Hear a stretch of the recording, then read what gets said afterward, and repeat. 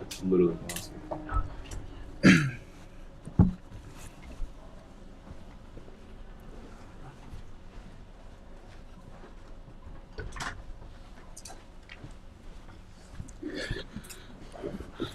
Thank you. Appreciate the time, Mike. I was on the treadmill, man. I didn't know this was going on. Oh, wow. I got Surprised you? yeah. I got the text, and I'm running, and I'm like, oh, right now? All right. Luckily, you're familiar with the process, so it's not a problem. Let me get ready. That's fun. Listen, I mean, Mike, at this point, I mean, you guys have prepared for, probably every fighter on the UFC roster, right? So what's the most difficult, challenging process of getting ready for Conor McGregor? I mean, it's the same process of every fight. You know, he's a very skilled fighter, tough fighter, big power, great timing, and he brings a lot of eyeballs to the fight. Every fight is equally as difficult to prepare for, I think. You talk about his power and that. I mean, one of the things you think about with Dustin Poirier is how durable he is, right? I mean, you're like, okay, man, he can go long, he can be in these wars, but when you're going against a guy that has the type of power that Conor does, I mean, can you rely on that and say, well, we know our guy may get touched up early, but we know he'll last? No, of course we don't want to get touched up. The plan is not to get hit at all. That's always the plan. You know, I mean, sometimes that happens. That's the fight game. But, you know, we can get through it many different ways. You know, of course we don't want to get hit. Yeah. When you look at Conor striking, I mean, what do you credit it to? Like, it seems like this otherworldly thing that he's able to knock people out with quickness. I mean, is there some God-given ability that he has, or is it about his accuracy? Is it about the timing that he has? Is it the traps he sets? I mean, what is it that makes him so effective that maybe others aren't? I think he's has good timing with his counterpunching. I think that's his best attribute. Nice. The Abu Dhabi experience. Last time it was kind of more tailored to the time. Right now you're doing the middle of the night thing and all that. I mean, how much more challenging has that been this time around for Dustin and for the whole team, really? We came out a little bit earlier. I think our sleeping patterns are on 100% where we'd like to be. You know, I'm really glad that we did. We took that second charter, and we had, I think, 10 or 11 days here in Abu Dhabi, and I think now we're on point, waking up exactly when we want to wake up. We'll have a certain amount of hours before we leave the hotel and go to the fight. I think actually better than even a normal fight week, where sometimes you're waiting around all day to go to the venue. It's better to, get some food in you, digest a little bit, go to the fight and perform. And I think that's when guys perform the best. And I think we're right where we want to be. Nice. Last thing for me, give us some insight into Dustin's mindset, I guess, right? I mean, he's fought nothing but killers, like the absolute best of the best. But is there anything different here in terms of his drive, his motivation, whether it's because it's a rematch, whether it's because it's Conor, as you said, massive star and all the eyeballs? I mean, is there anything different about this fight from Dustin's mentality that you see? I mean, he's a veteran, he's a professional, and that's how he approaches each fight. He's had many big fights. A Khabib title fight is huge, is a monster fight. Title fight with Max Holloway is a monster fight. Fight with Gaethje, former world champion, these are all monster fights. This is another very big fight, and that's how he's approached it. And he's a 40-fight veteran now and fought all the toughest guys in the world, and he's prepared. In terms of the sleep schedule, have you guys been trying to go to sleep to wake up at a certain amount of hours before the fight, or have you trying to just been getting used to fighting early so you wake up and go to a fight? Which sort of idea are you trying to manufacture?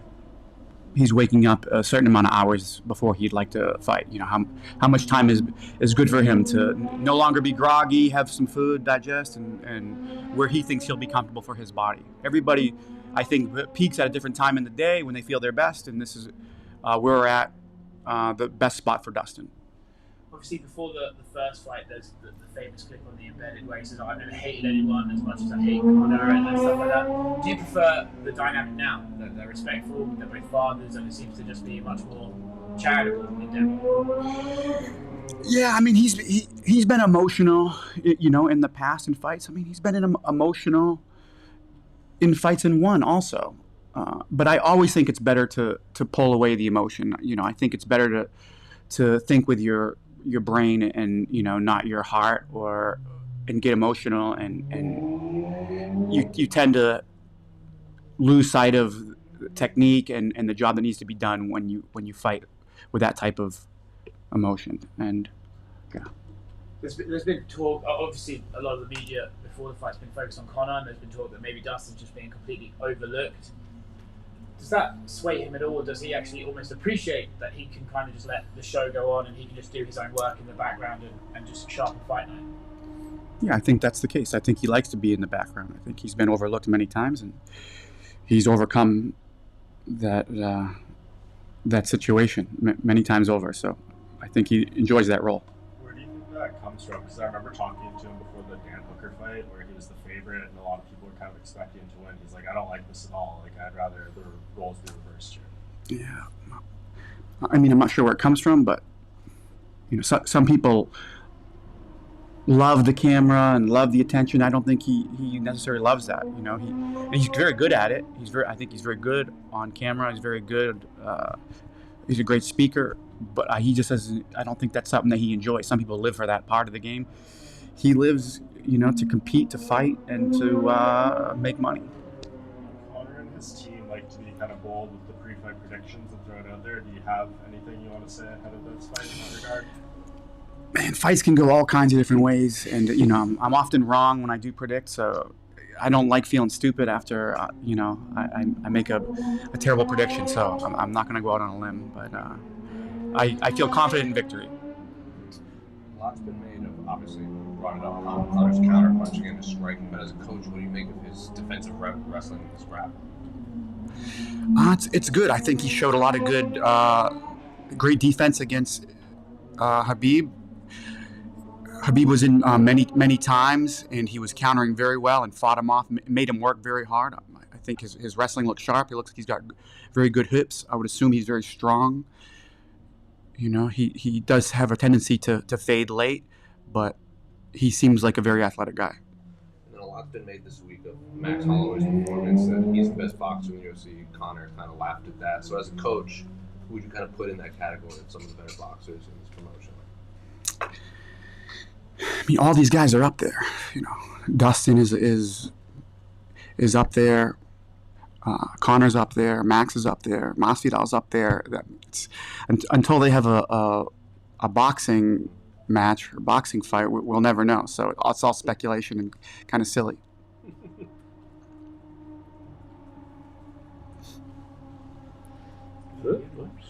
Back to the treadmill. Thank you.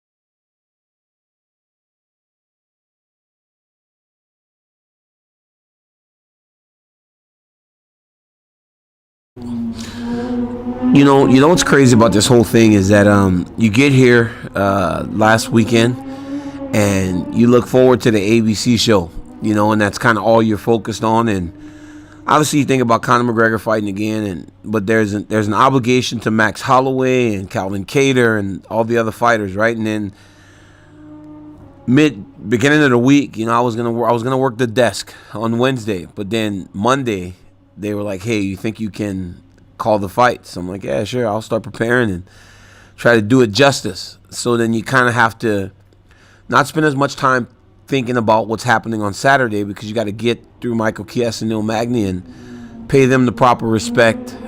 And so now as I literally, I'm just waking up. I called the fights yesterday. I woke up yesterday morning because, again, I'm trying to adjust the sleep schedule. And then I was up all the way until 9 o'clock this morning because Ariel and I did a national radio show on ESPN Radio. And so I was up for 26 straight hours. Got like 5 hours now. So now I can turn and look at what's happened this week. And obviously it's the one that we all showed up here for, when you really are true to yourself. I think this is a story or a fight that has just a lot of different questions. I don't know if we've seen Conor as motivated or as focused as he has seemed for a very long time. And Dustin Poirier, you wonder if the experiences he's had since that first fight have prepared him for taking that challenge on again. So it's a very difficult fight to call because there are so many unknowns. Because for as good as we know Dustin Poirier has gotten, has he closed the gap? Now, there's some mental things that Dustin can rely on to allow him to feel more propped up. He got knocked out. He didn't get beat over an extended period of time. It was a very close fight. You can call back on that. Like, hey, I got caught with a shot. I don't know what would have happened over the course of 15 minutes. You get caught with a shot again like that, then you know that guy just knows how to find that spot on you. So, I don't know. I really don't know. Well, that's what's interesting, right? Because you brought up the mental aspect of it. That seems to be such a big discussion point for everybody going in, is the mental side of it. At this level of the sport, how much that does play? We're talking about two of the greatest athletes in the world, right? Yeah. The greatest fighters on the planet. How much of that mental side of it really does factor in? It's insane. I think, thinking back to your fight career and the positions that I was in as a guy that fought a guy twice after winning, and then fighting the guy twice or a third time after losing. When you lose to a guy, especially a guy that you had, even though now it may seem a little bit less nasty, it was nasty initially, and you had that with him, you're never more motivated than the time you get a chance to fight him again. So if that stays the way it has been, especially in my case, Dustin Poirier will feel and be more prepared than he ever could have imagined come Saturday night.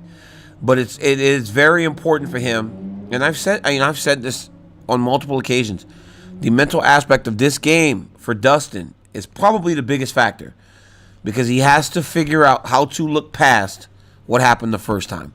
Because all week, or for the last month, right? Because it's Conor McGregor, so the promotion is much longer.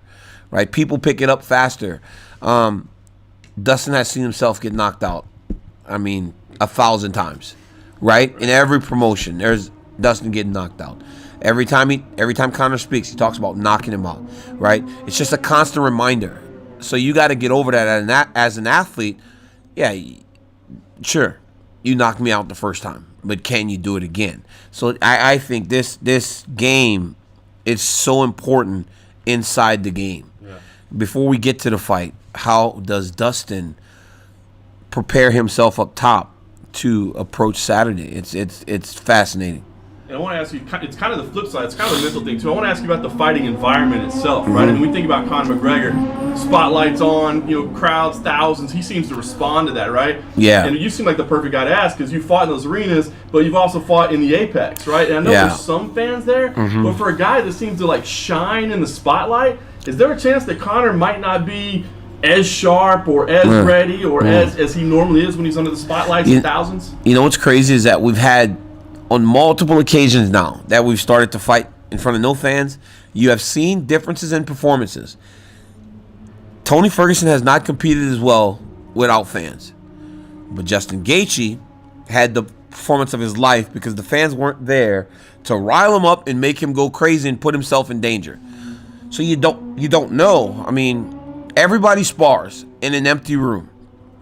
So you try to call on those experiences to say that's how I'm going to fight. But it's much different once you walk in there. Listen, you hit that curtain for years and there are thousands of people going absolutely crazy. When I walked out into the Apex, it was only Halle Berry screaming, which is a good fan to have. Yeah, it's a good fan to have. It was the only person in there screaming, right? So it is a difference. But once you get in that octagon, it's only fighting, and it's all we all know. Yeah. Last thing for me, we've talked about all kinds of intangibles. Now let's talk about just inside.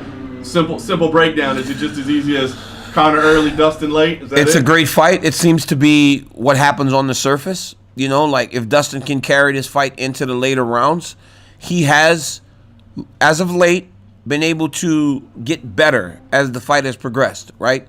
Dustin wasn't always a guy that got better in the fourth and the fifth and the third. You know, Korean Zombie overwhelmed him early in his career when he was trying to knock everybody out very fast. But we saw in the Dan Hooker fight, we saw in the Max Holloway fight, that Dustin has become a guy that does fight better as the fight goes along and has an ability to rebuild himself after things go sideways. That was one of his biggest faults early in his career. Was when it went bad, it went really bad for Dustin, right? It was over. You saw the doubt in his face. You saw his body, his mannerisms. Everything showed you that Dustin was in trouble. Not anymore. He gets off the bench and he tells Dan Hooker, don't look at the clock now. You know, like we got a long time to continue to fight. That's the Dustin Poirier of today opposed to who he was back then. Conor McGregor, people kind of say he gets tired, and we've seen him fatigue. We've seen him fatigue against Nate Diaz, but that was a different fight than what he was preparing for. We saw him fatigue in fights, but in the second Nate Diaz fight, Nate Diaz started to build in the third round, and in the fourth round when the fight got really close. In the fifth round, Conor McGregor, after being hurt, after being pressed against the side of the octagon and getting beaten, came back and won the fifth round, and it ultimately won him the fight. Right? That shows development for Conor as a fighter. Conor fought 10 rounds with Floyd Mayweather. That's crazy. And then he went 4 rounds with Khabib Nurmagomedov. And who doesn't get fatigued going 4 rounds with Khabib, and Khabib's having the fight that he wants to have. So it seems like that on the surface. But again, there are just so many little details to the fight that we have to see how it starts to play out. Tanya, if you could pick one weapon from either guy that the other one should look out for, what is it? So what does Dustin need to look out for? What does Conor need to look out for?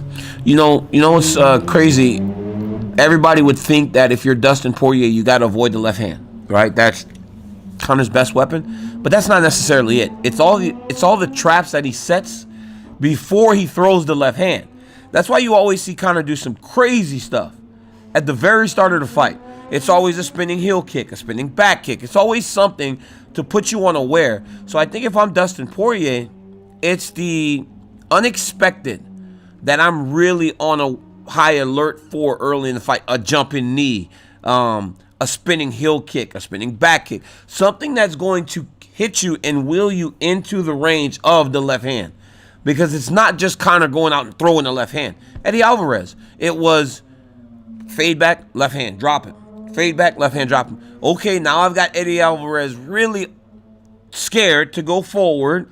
When he does attack, he's going to attack with no confidence. And now I'm going to go left hand. I'm going to throw a hook. And I'm going to really put him out, right? It's all those little tricks that Conor does before he lets go of his ultimate weapon that I believe Dustin should be very aware of. And you know, for Conor, again, it's Dustin Poirier's boxing. You know, this dude has another good left hand, but that's not the shot. The shot from Dustin Poirier is the right hook, and it's off of a check too. So when Conor enters, Dustin throws that check right hook, and it's nasty because ultimately that's his power hand. He's a right-handed guy. He just fights with it in front. Right? So for him to have developed the power that he has in the left hand, fantastic. But it's that right hand. And that hook that Dustin throws, he hit Max Holloway with so many hooks. And he hit Dan Hooker with so many hooks every time they were in close because this hand's always up. Dustin's not like throwing that hook and this hand's down at his waist. It's right here, right in place, and he's throwing that check hook and he's landing it beautifully. You mentioned the mentality that Dustin needs to have to, put that first knockout out of his mind. Is there something to be said that the first punch that Conor lands could be the most defining one of the fight? Because if he hits Dustin with power, Dustin might go right back and think, I remember this, and sort of fail. Do you think a lot is made on that first contact? I talked to Dustin in Vegas, and he's very aware. Dustin's an honest guy. He won't lie to you. He tells you he's very powerful. He's fast. He tells you he's very aware of the positives, the advantages that Conor has. I kind of didn't expect that when I first asked him, but he told me. He was like, hey, he's a very powerful guy, and he's told you guys that. He's very fast, and he's accurate, so I don't think he's going to be jarred by anything anymore, just because he has felt it. He understands what the consequences are to getting hit with it. I just think he has to be on high alert as the fight starts, because Conor Fresh can put just about anybody out. Is that what makes it so tricky? Because obviously, Conor has that power early, and Dustin needs to be careful of it. But if he wants to make him fade and make the fight go to his advantage, he also needs to make him work. Well, he's got to earn some respect, right? You got to earn respect in the fight. If a guy fears nothing, then you're in trouble. I mean, we saw that. I talk about some of these fights, and Khabib comes up, right? Because Khabib went at Justin Gaethje like there was just no fear. And then I saw something yesterday where he said he's never been kicked or punched harder in his life. Could you tell? I mean, really, he just kept going after him. He just showed no fear. And I think in the fight with McGregor, he didn't look afraid either. And I think it's something to be said about posturing, right? Because even if those are affecting you, you never let it show. And I think Dustin needs to earn some respect, and he's got to have a good poker face because he's going to get hit. And there have been times where we've seen him get hit, and you can almost tell that he got hit. He cannot put on this weekend. He has to hide it. He has to show Conor that it's not affecting him when he is landing those shots. Is there something to be said as well that we're reaching a stage now where the victory for some guys is almost just getting the Conor fight? It is. It elevates you. Yeah, it's almost like, I got the fight, I got the cash, whatever, and then it's hard to motivate yourself to actually compete. Well, I think that, the guys that Conor, the ones that he's fighting, no one thinks I got the Conor fight and I'm good. Those guys are way too good. Because ultimately he's fighting the best of the best. Now, the Cowboy Cerrone fight, I know Stephen A. Smith and a lot of other people said he didn't fight. He kind of gave up. And he got railed, Stephen A. It was bad, but the reality is, like, Donald Cerrone of the old would never have lost to Conor McGregor in 42 seconds. There was a time when Donald Cerrone said he was too small to fight lightweight. He beat him up at welterweight, right? So even for a long-time veteran like Cowboy, the appeal of Conor McGregor got to him. But the guys that he's fighting now, you got to be talking about Cowboy. I got the fight, and that's like, I'm here, right? You got to be talking about Cowboy, because I don't think the guys that he's going to fight going forward will ever feel like, oh, the victory's already had. I'm in here with Conor McGregor. Because when you're in there with Conor, he's trying to beat you. He ain't trying to let you win, right? He's trying to knock your head off. So Dustin Poirier doesn't feel happy to be here. I saw Ally Quinta say something like that a while back. Dustin's showing too much respect. But, man, that kid's from Lafayette, Louisiana, and he is a dog. And he's going to fight with all of his heart. He might not win all the time. But you watch Dustin fight. He's a nasty son of a gun, dude. And he wants to fight, and he shows up. And he'll fight Conor to the best of his ability. I don't know if he'll win, but he will fight him hard. He'll fight him hard as he can. How could size potentially play in here? Dan Hooker said that he heard before he fought Dustin that he was 183 when he got in the cage. Dustin's big. You look at his back and his arms. He's got really long arms. That's another thing about McGregor that people don't realize. He's got some super long arms. For a little guy, because make no mistake about it, Conor's a little guy, right? He's short, he's kind of skinny, but he's so long. He's got super long arms, and he's fast. But Dustin's big. Like, Dustin doesn't seem to have as much explosiveness. He's not going to go pap, pap. But it's like kind of like bang, bang, bang. Everything just kind of lands with a thud, right? From the jab to the left hand to the hook. Everything just kind of lands with a thud from Dustin Poirier. And when he walks in the octagon, you look at his back and his arms and his shoulders. It was never more evident than when him and Max Holloway got in there. We all thought Max Holloway could fight at lightweight. And then when you saw them next to each other, you were like, wow, Max is too small to fight at lightweight. It's because Dustin's a big lightweight that at some point I feel is going to be fighting up at welterweight. Daniel, there's 4 great lightweights on this card on Saturday night, but we're all still talking about Khabib. You know the guy well. What's it going to take? What do they have to show him for him to come back? I think for Khabib it's going to be something competitively. I think his financial position is so different. He's not, I don't think it's just going to be money anymore. I think when you get to a certain point in your life, money's great, obviously. But, he lives in the mountains in Dagestan, Russia. How much do you really need? I'm saying? I'm figuring you don't need all that much. And he's a smart guy. He's got a lot of different ventures outside of the octagon. So something competitive that goes, wow, this makes me want to put everything else aside and get back to work at preparing for a fight, because that's what it takes, right? You don't just go to a fight. Everything else is on hold as you prepare. And for a guy like Khabib, who has so many irons in the fire, it will take something that excites him in order to get him back in training camp. He has very strong family ties. Obviously, he promised his mother that he wouldn't go into the octagon again without his father being there. Do you think that, he'll go back to his mom now and say, Mom, I want to do this once more? Or do you think he's going to leave it at that? I don't know. We were at dinner the other day, and he actually asked me. He goes, what do you want? Like, what do you want me to do? And I was like, I don't really care. Like, I really don't care. He was like, come on, say this. Tell me. I was like, I don't care. I go, you fight? I'll support you. I'll help you prepare as we always have. I go, if you don't, we'll still talk. We'll still see each other when Umar fights and Islam fights and everybody else. It just really doesn't matter to me. I have no vested interest in him fighting or if he doesn't fight. Granted, as a fan of the sport, you want him to fight. As the organization, they should want him to fight. Dana should want him to fight. What Dana's doing is what he should be doing as a promoter. They should want Khabib Nurmagomedov in the octagon. But for me, personally, as a friend, I really don't care. And I guess I don't know if he thought that was going to be the answer, because he was telling me, no, tell me. As a fan, as a fan, people want you to fight. But ultimately, it's your decision. Like, I gain nothing. No money. He ain't going to pay me.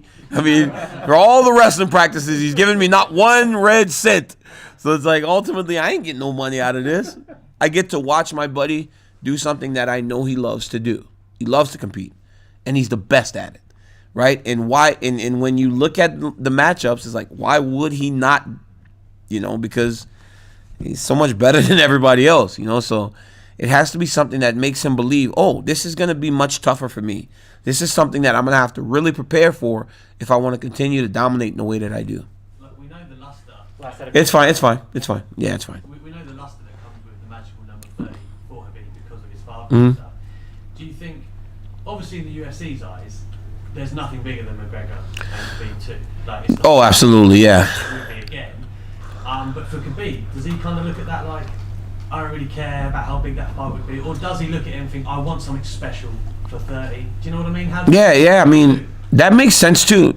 Hey, Conor did better than most, right?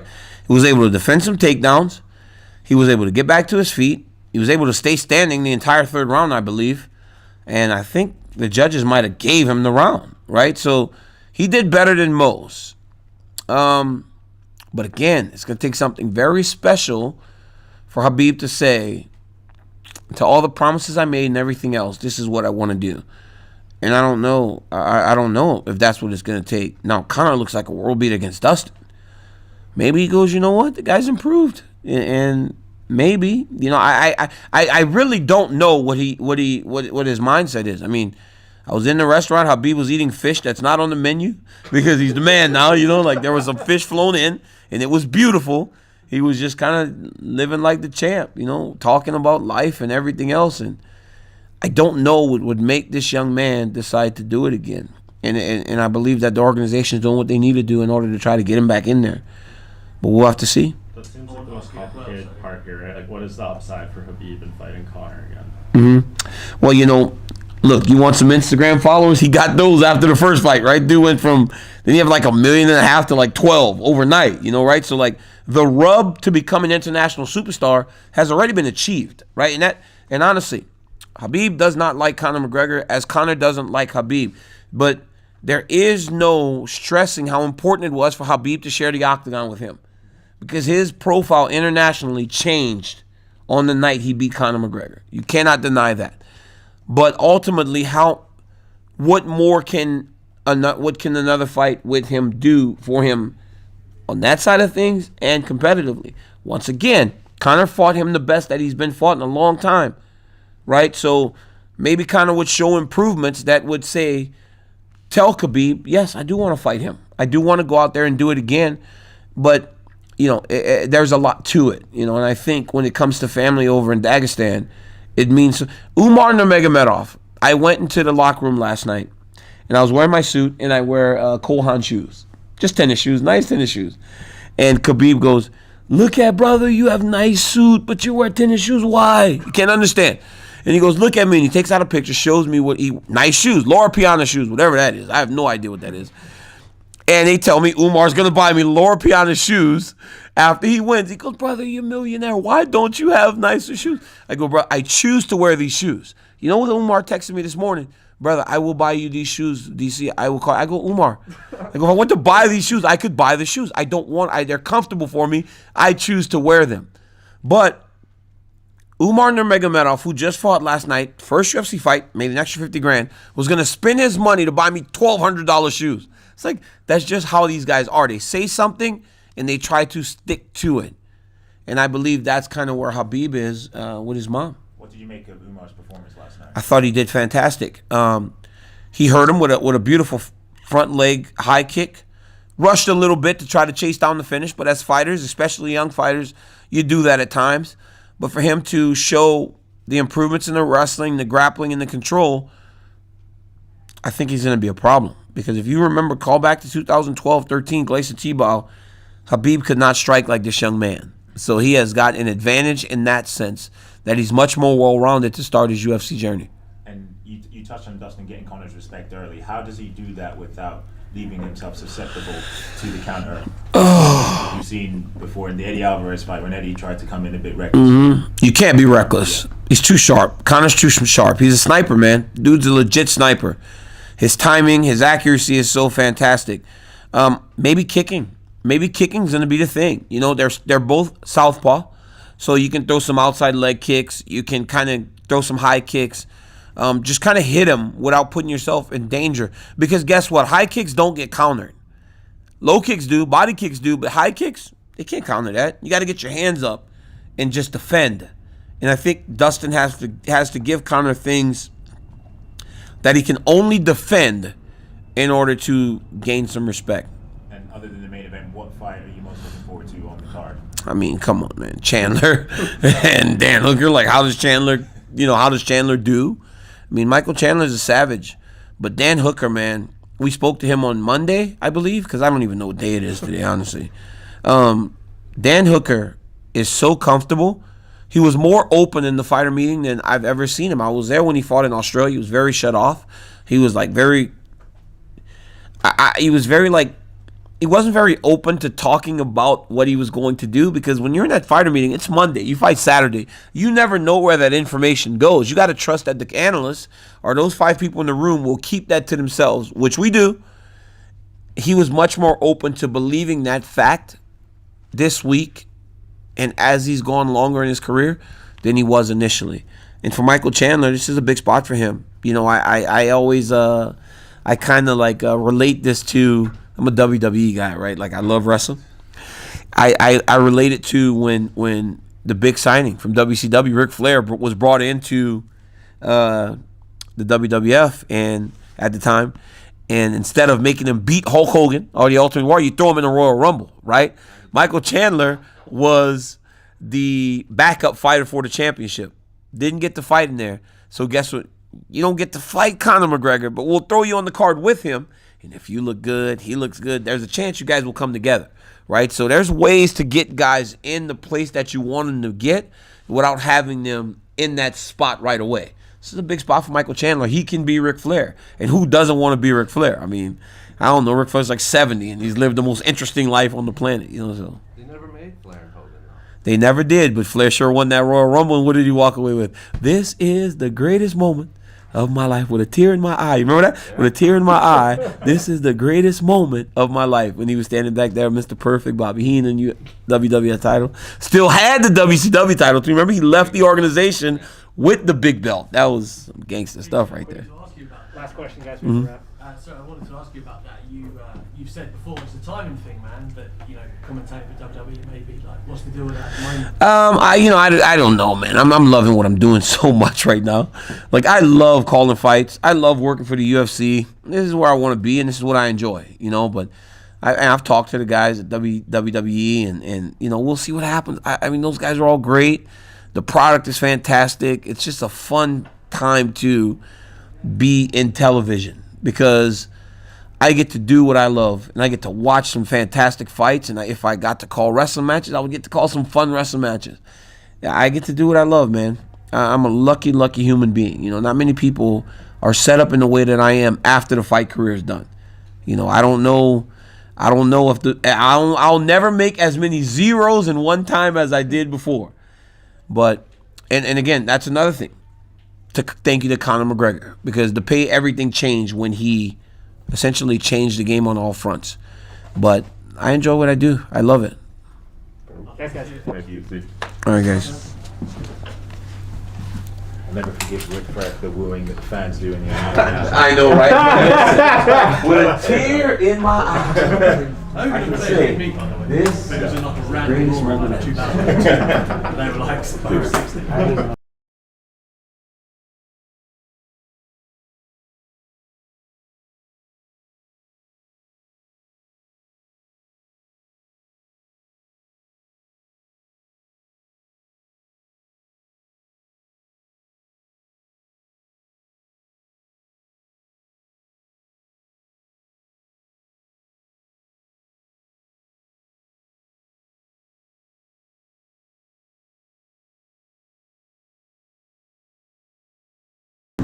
We brought a flamingo. This way you're avoiding answering hard questions. Yeah. I just fling him at you. Look at all these people. Me and Dan were so interesting he fell asleep within 2 minutes. Coach, hi John, how you doing? I'm good. Good to see you, man. I mean, obviously Conor McGregor fight weeks have not been normal fight weeks for a long time, but of course the pandemic has changed things dramatically. But I wonder, positive, negative. I mean, is it like because I don't feel like you feel the hoopla quite as much because you don't have the throngs of fans and that sort of thing. But I would think maybe concentration, all those things would be simpler. So how does this compare to a normal Conor fight week? Yeah, I think whatever situation you're in, there's positives and negatives, and then you can choose which one you want to focus on. So the positives are it's a little bit quieter, it's a little bit calmer, you have a little bit more time to spend on yourself, and you're not kind of wasting energy with other things. So that's what we're choosing to focus on, and this one has been a little bit different. I have my son with me, and he's got his family with him, and it's a really nice. It's very calm or something. I'm not sure how to describe it exactly. Like, I just came from the pool. I was up there with him and his family, me and my family. Normally fight week is there's more tension and there's things going on. And now I have my son that's eating a what is this? I guess it's what are those, flamingos? And that's all we have right now. That's fun. Well, talk about the fight night itself, right? Because Conor's such a unique guy in terms fight of morning. Yeah, fight morning, I guess. The mentality. When we think about him as the guy that thrives under the spotlight like nobody else, right? And it's still spotlight. There's still some fans, but it's not 20,000 people. Madness, chaos. Is it going to be, do you think, a bigger challenge for him to be in that moment and to have that type of mental focus that he's so famous for? Well, to be honest, when initially it was zero fans, there was, again, the positive and negative thing. You can sort of be like, that's a shame, just that deafening sound. But that very quickly turned into like, this is going to be totally unique to hear. And I have to be honest, I was a little bit interested to hear him talking the whole time, which he does famously. It'd be somewhat unique for me that I just don't even bother trying to shout instructions during mid-round unless he's like right there on the fence, because it's drowned out. to hear the impact of the shots. So there was a lot of things that was going to be very unique to this. Now I believe there's a couple of thousand fans in, but I still think we will hear and feel more than we ever have before. So I'm looking forward to watching it back. When this thing started building up, I thought it was interesting, right? Because you were talking to Oscar over, and you talked about how the mental challenges that Dustin was going to face, and I was curious, like, was that just a kind of an observation you had immediately, or are you kind of getting into the mental warfare? Dustin's done well. He's had a couple of rematches, I believe, off losses, and he's done well.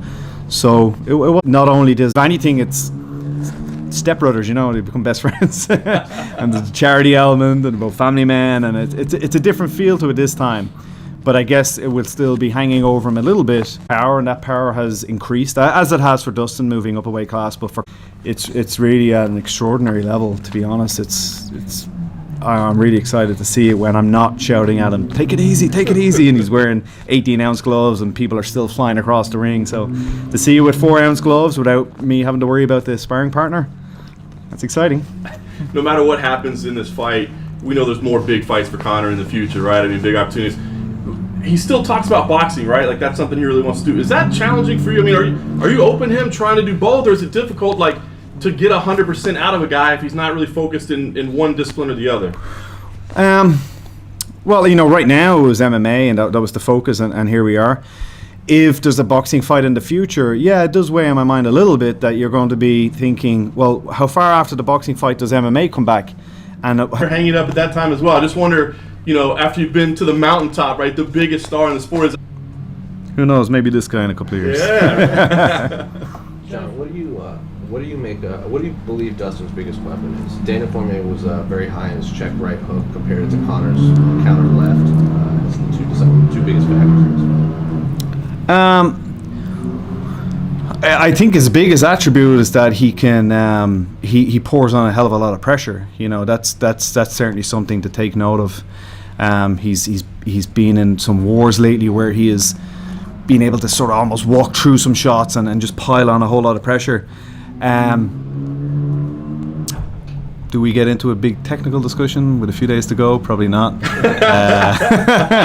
Look, the all of a sudden Dustin pops up looking for a rematch, and then it was going to be a sparring match in Dublin, and then it was on Fight Island, and now the Pacquiao fight is looming in the future, and it was, God damn it, how do you just keep doing this? You just keep nailing things, So the great Phil Sutcliffe, fully back involved in the training camp as he has been now for quite a while.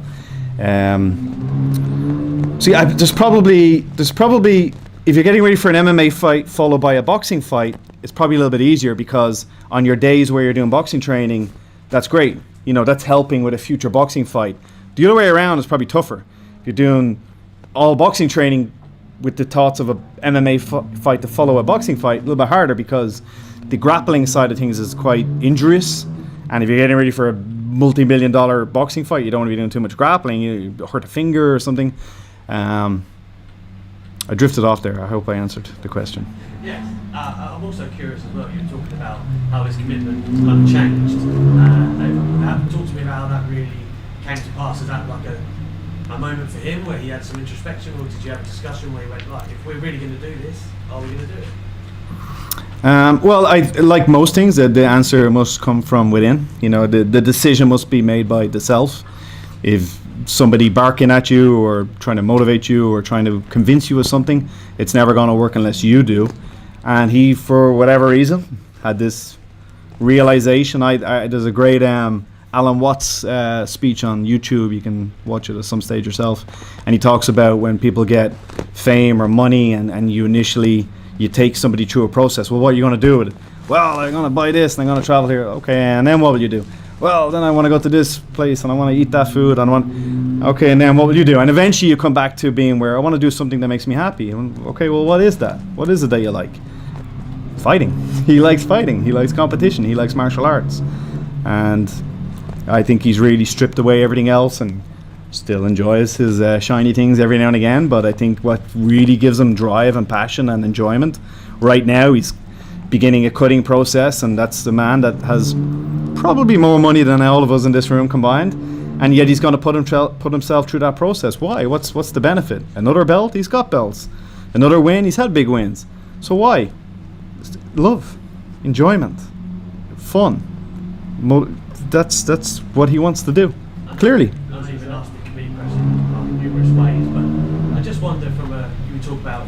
I'll tell you who Khabib was another time. You missed all that. Is there a part of him where, avenging that defeat, is that like a primary motivator? Do you think that's something he wants to do eventually, or does it not matter? We don't, I'll be honest with you, it's not something that me and him sit down and go, what about that loss? What can we do? Yeah, and then that was then, and this is now, and look, if it was to come around, I don't think he's going to refuse it. But he's had other losses, and he's not, screaming after them. I don't really see that in him now. That was then, and we have our ups and our downs in life, and I think that's what the whole journey is about, isn't it? And we try to pick ourselves up again, and we try to get some lessons from it, and we try to learn. And who knows? Like I said, you can lose yourself in this imaginary future and try to figure out everything, and it's not going to work. Today is today. We got a fun press conference coming up. We got not the most fun weight cut coming up. Well, I'm not saying the weight cut's not going to be hard. It's just that that's never fun. Nobody gets into martial arts going, I really want to get into a hot bath and shed a few pounds of water. No, you get in because you want to do martial arts. And then we have an amazing fight on Saturday night or Sunday morning, wherever in the world you're watching it. And then we get back on the biggest yacht in the world, apparently. So it's not a bad life. John, a bit off topic. Can you give us an update on Gunnar Nelson? Because we haven't seen him or heard from him for a long time, and a lot of people are wondering when he's going to come back. Yeah, actively looking for a fight now. So I was only chatting to Hallie, father/manager, the other day, and he goes, make sure you tell the guys that we're looking for a fight. So, world, Gunnar Nelson, let's get him a fight. His gym literally just reopened last week. Iceland did a very severe lockdown, and he wasn't able to train. Wasn't able to train martial arts. He was still doing lifting and stuff. Actually, he is jacked now. He's huge, and he used to be the guy pointing at people saying, "Oh, everybody's cutting too much weight." It's like, you motherfucker, cutting weight now. So he's jacked now. So he's got to bring that down a little bit, which comes off when he starts doing grappling and boxing drills and so on. But late March, I think we're looking at Walker, March 27th. Sorry if I'm not supposed to say that. It's a maybe, yeah. Nothing signed yet. But it would be great to get Gunny. That was okay. Thanks, Tim. It would be great to get maybe Gunnar Nelson on that card too. Save me 2 trips to the States. Yay! Do you want to go to Vegas?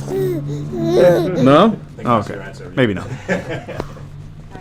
Thanks, John. Appreciate it. Thank you very much, everybody. Okay, you ready to go? You weren't that impressed with that, were you? Come on. To the pool?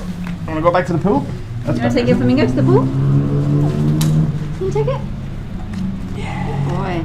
Yeah. Let's go. Thanks, guys. Thanks again. Thanks, John. Very much, John.